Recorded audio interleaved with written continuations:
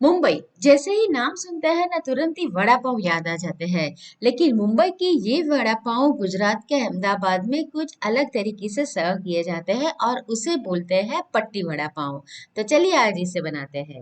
Hello दोस्तों, मैं हूँ हेतल और किचन क्राफ्ट रेसिपी में आप सभी का बहुत बहुत स्वागत है।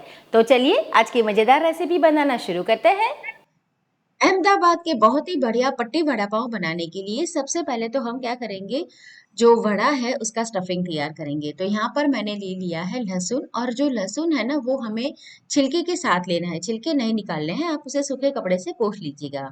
अब उसके अंदर डालेंगे जीरा। तो जीरा यहाँ पर मैंने आधा टीस्पून लिया है। 1 टीस्पून साबुत धनिया लिया है, यानी कि हरा धनिया जो साबुत वाला आता है सूखा वो।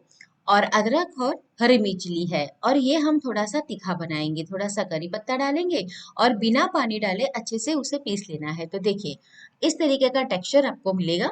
बहुत फाइन पेस्ट नहीं बनानी है उसकी, लेकिन वो दरदरा ही रहेगा थोड़ा सा। और आप जितना तीखा खाते हैं ना उससे थोड़ा सा ज्यादा ये स्टफिंग तीखा बनाइएगा। यहाँ पर मैंने आलू को पहले ही उबाल कर रख दिया था।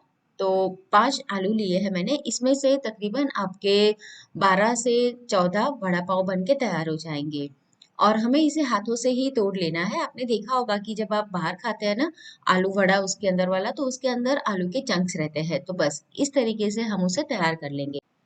मसाला बनाने के लिए यहाँ पर मैंने पैन के अंदर 2 टीस्पून तेल लिया है। उसके अंदर पहले डालेंगे हम हींग। तो आधा टीस्पून इसके अंदर हींग जाएगी, और तकरीबन आधा टीस्पून इसमें हल्दी पाउडर डालेंगे। हल्दी पाउडर अगर आप तड़के में मिलाते हैं ना तो बहुत ही बढ़िया कलर आएगा। मिला लेंगे, और फिर जो हमने मसाला तैयार किया था वो डाल देंगे और उसे तेल के अंदर अच्छे से सौते करेंगे। यकीन मानिए दोस्तों, जब आप इस तरीके से घर में वड़ा पाव बनाएंगे ना तो आपको वही टेस्ट मिलेगा जो आप मुंबई के वड़ा पाव में खाते हैं। हाँ, सिर्फ इसके अंदर एक पट्टी अलग से दी जाती है जिससे कि इसका स्वाद दुगना हो जाता है। तो मसाला अभी मैंने भून लिया है, और आप गैस की आंच को स्लो रखिएगा ताकि ये बिल्कुल भी तले में चिपके नहीं। हरा धनिया डाल देंगे, तो आधा कप मैंने यहाँ पर हरा धनिया डाला है, उसे भी मसाले के साथ हम मिक्स कर लेंगे। मसाला जब भून जाए अच्छे से, बहुत बढ़िया खुशबू आने लगे, तब उसके अंदर आलू डालेंगे और उसे भी मिला लेंगे। यकीन मानिए जब आप ये मसाला तैयार करेंगे ना तो बहुत ही बढ़िया खुशबू आएगी इसके भुनने की। अब नमक डाल देंगे। तो यहाँ पर मैंने तकरीबन 1 टीस्पून के करीब नमक डाला है। तो हमारा आलू का स्टफिंग तैयार हो गया है। अब हाथों के अंदर तेल लगाएंगे और उसके छोटे छोटे गोले तैयार कर लेंगे। तो आपको जितना बड़ी साइज का वड़ा चाहिए, पाव आपका जितना है उस हिसाब से आप तैयार कीजिए।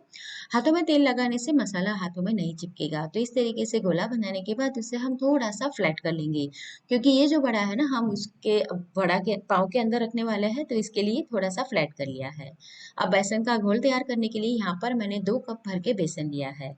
आपको पता होगा कि वड़ा पाव के साथ जो लाल सूखी वाली चटनी मिलती है ना वो भी गजब की होती है, तो वो भी हम तैयार करने वाले हैं। तो यहाँ पर मैंने आधा टीस्पून हल्दी पाउडर और तकरीबन 1 टीस्पून नमक मिला दिया है। सूखा ही सब मिक्स करेंगे, और थोड़ा थोड़ा पानी डालकर उसका हमें घोल तैयार करना है। घोल ऐसे रखना है कि ना वो ज्यादा पतला होना चाहिए ना बहुत ही ज्यादा गाढ़ा होना चाहिए। और घोल जब बनाए तो थोड़ी देर के लिए उसे फेंट ले। ऐसा करने से क्या होगा कि उसके अंदर एरिएशन होगी, यानी हवा भरेगी, और हमारा जो वड़ा है वो बहुत ही बढ़िया बनेगा। तो देखिए कंसिस्टेंसी आपको कुछ इस तरीके की रखनी है। आप जब चम्मच से इसे चलाएंगे ना तो पीछे की साइड ये अच्छे से कोट हो जाएगा। तो बस इस तरीके का घोल आपको तैयार कर लेना है। अब इसे हम थोड़ी देर के लिए साइड में रखते हैं। अब जो पट्टी सर्व करते हैं ना, तो उसके अंदर क्या होता है, ये जो मिर्ची आती है जो कम तीखी रहती है वो लेनी है, और बीच में से उसे कट लगाना है। और सारे उसके जो बीज है ना उसे हमें निकाल देने हैं। वैसे तो ये तीखी नहीं रहती है, लेकिन कई बार बीज जो है ना वो काफी तीखे रहते हैं, तो बीज को हम निकाल देंगे। और वैसे भी बीज जब आते हैं खाने में तो अच्छे नहीं लगते हैं। तो बस इस तरीके से सारी जो मिर्च है ना उसे हमें तैयार कर लेना है। जब तैयार हो जाए तो उसके ऊपर थोड़ा सा नमक डालेंगे और नींबू डाल देंगे। तो यहाँ पर मैंने तकरीबन 1/4 टीस्पून नमक डाला है, और नींबू डाल देंगे। नमक और नींबू डालने से मिर्ची में बढ़िया टेस्ट आएगा। तो आधा मैंने नींबू डाल दिया है। मिलाकर इसे थोड़ी देर के लिए साइड में रखते हैं। अब जो हमने घोल तैयार कर लिया था उसके अंदर डालेंगे चुटकी भर खाने का सोडा, और अच्छे से मिला लेंगे। तो देखिए कंसिस्टेंसी अभी इस तरीके की है। अब तेल मैंने गरम करने के लिए रख दिया था। अब जो बेसन का घोल है उसमें से आप हाथों से ही इस तरीके से, जैसे हम बुद्धी बनाते हैं ना सांचे से, तो इसी तरीके से हाथों से ही आप ये तैयार कर लीजिए। और इसका इस्तेमाल हमें करना है जो सूखी चटनी बनती है उसमें, जिससे बहुत ही गजब स्वाद आता है वड़ा पाव का।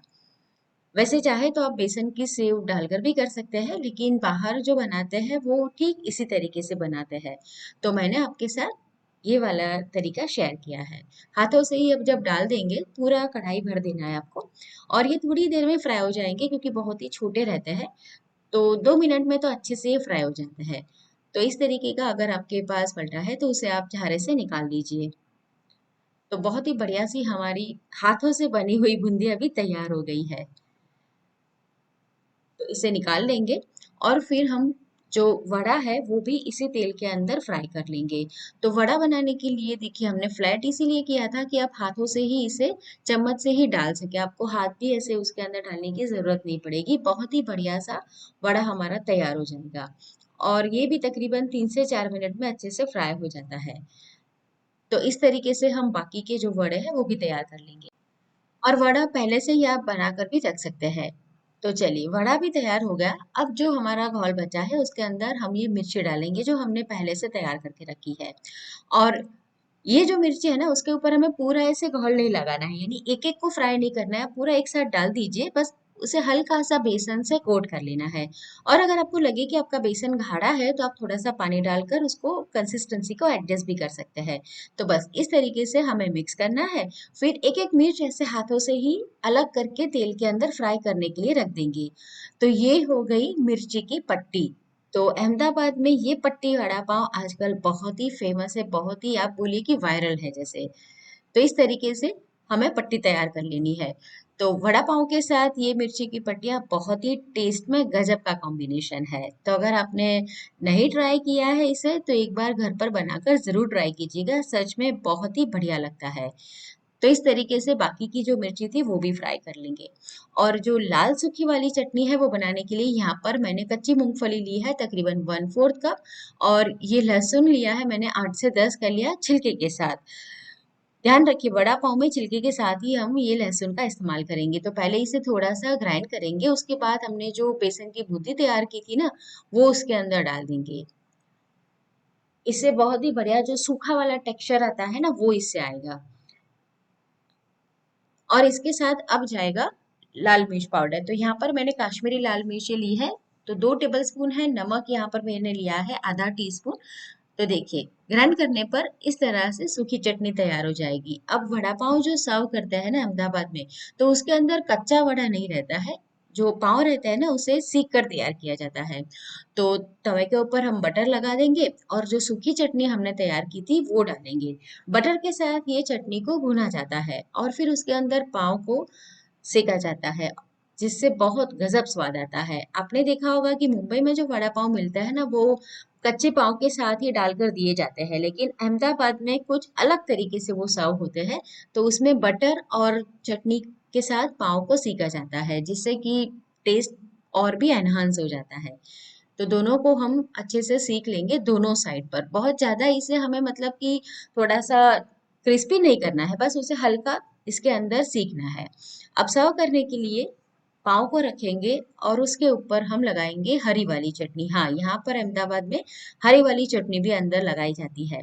थोड़ी सी सूखी वाली चटनी इसके अंदर डालेंगे, जो वड़ा हमने तैयार किया था वो डाल देंगे। इसे मैंने थोड़ा भी और फ्लैट कर लिया है। और उसके ऊपर पाव रख देंगे। साथ में सर्व करेंगे मिर्ची की पट्टी जो हमने तैयार की थी। तो दोस्तों एक बार आप इस तरीके से वड़ा पाव बनाकर जरूर ट्राई करना। यकीन मानिए आपको बहुत ही मजा आएगा इसके अंदर। आपने वीडियो यहाँ तक देखा है, मेरी मेहनत पसंद आई है तो वीडियो को लाइक करना और अपने दोस्तों और फैमिली के साथ जरूर शेयर करना। तो फिर से मिलेंगे नई मजेदार रेसिपी के साथ।